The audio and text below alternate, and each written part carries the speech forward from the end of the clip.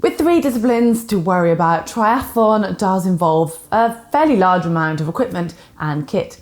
And this can become expensive. And that's before you add in things such as coaching costs or gym membership, travel to races, race entries themselves. The list does go on. However, triathlon can be accessible and affordable when you just spend a little bit of time thinking about it and planning. So today, we're going to be helping you tackle triathlon on a budget.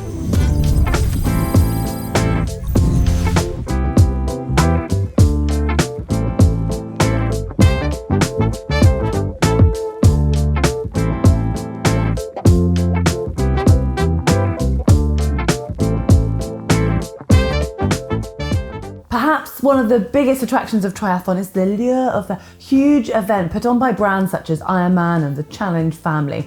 Here you get the chance to race alongside hundreds, quite often thousands of like-minded individuals. You've got the expert, you've got music, you've got an announcer, you've got obviously a large factor, the huge crowds and the support that comes with that, as well as just the excitement of being alongside so many others. On top of that, quite a lot of these events will have the pros racing alongside the age groupers, and there's not many sports where you get to compete on the exact same course as the pros are, normally on the same day.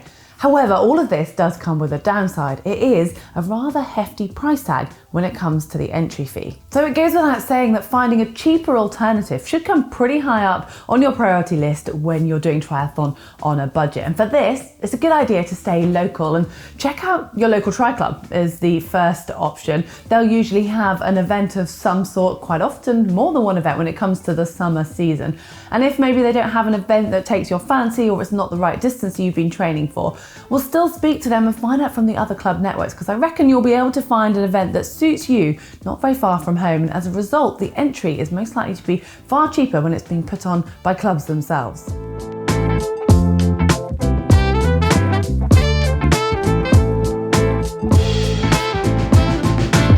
This point follows on from our previous, as if you have managed to find a race that's local, you're going to be dramatically decreasing any travel costs. Admittedly, you don't want to compromise the event that you have trained for or you've got your mind set on, but if there's a 70.3 10 miles away or one that's the other side of the country, well, you know which one it makes sense to do. And if it is involving a little bit of travel, that's when clubs come in handy, as you're quite likely to find somebody from your club or the club next door who are travelling to the same event, and why not share the travel costs?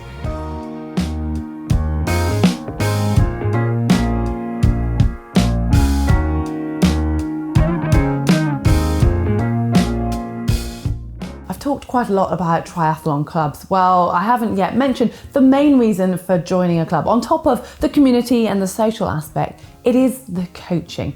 Once you've joined up, you'll usually get sessions included in that, and the most significant one being the swim, because there will be allocated swim times when you'll have a lane in your group, hopefully swimming alongside swimmers at a similar pace. And you'll get coaching tips from the coach, as well as having the opportunity to learn from others. As well as that, a lot of clubs will offer turbo sessions during the week. There might be core workouts or strength training, whether that's online or in reality. And then over the weekends, there's quite often a longer run or a group club ride, all of which can really help you develop as an athlete without needing to pay any sort of on top coaching fees. And if you compare that to the price of having a one-on-one coach or a set training program, well, you'll be saving a lot of money, as well as just learning naturally from all the others that you're training with.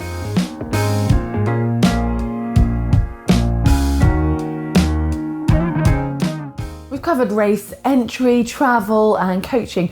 What about equipment? That's probably the most expensive area in triathlon, but you don't need to fork out on top level kit straight away, or sometimes even part of the kit. Now, I'm not a rep for triathlon clubs, it does sound like it, but I'm gonna go back to the triathlon club for this one, because you will soon find, if you start discussing with them, that there'll be lots of people who've maybe got an extra piece of kit that they're not using at the moment, or they want to sell something, or they want to lend something to you. It's amazing how many people want to just help new triathletes. So go along to a club, start chatting and finding out what's available for you on a budget. And if you don't find anything through there, then you can obviously search online on secondhand market in triathlon. It is rather good, because especially when it comes to race kit. It doesn't get worn that often. But also wetsuits, for example, are available to rent quite often by the event itself, or you might find that some brands are lending out trial suits. So just do a little bit of investigating and you can soon find ways to save money on your equipment. And once you get addicted to the sport, if you're not already, you can start to invest as you go along. I've covered all of the main issues and the largest spending areas, but nutrition can end up adding up quite a lot, especially if you're going for that specialist sports nutrition. However, you don't need to necessarily use this, especially all the time. So start to experiment, speak to other people, try a few things, but don't go splashing out on a whole load of sports nutrition before you've actually tried just normal food, especially when it comes to fueling your training.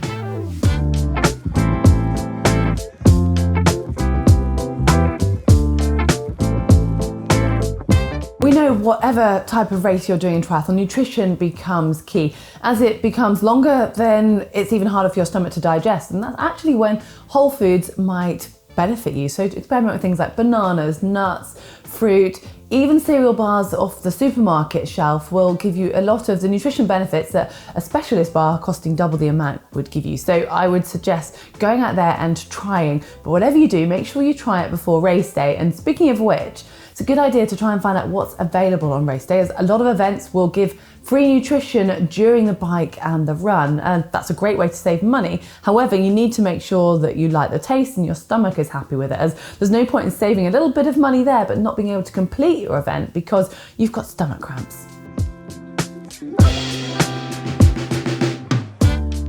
The triathlon industry is full of new and ever developing, sparkly, wonderful looking pieces of equipment, most of them designed to help you go faster for free. Well, not for free because they are quite expensive, such as wheels, helmets, wetsuits, all of that. But you can worry about that later on when maybe you've saved up and you've spent more time training and racing. There are lots of cheaper alternatives which can save you probably more significant amount of time, especially if you're new to the sport. Look at transitions, for example. If you've got some elastic laces which just cost a few pounds or dollars, that can save you a considerable amount of time with getting your shoes on and also comfort when you're out on the run. You can get yourself a brightly coloured towel and lay it down in transition so you can find your bike more easily. When you start to think about it, there's quite a few ways of saving time without having to spend hundreds of dollars on a new wheel set, for example.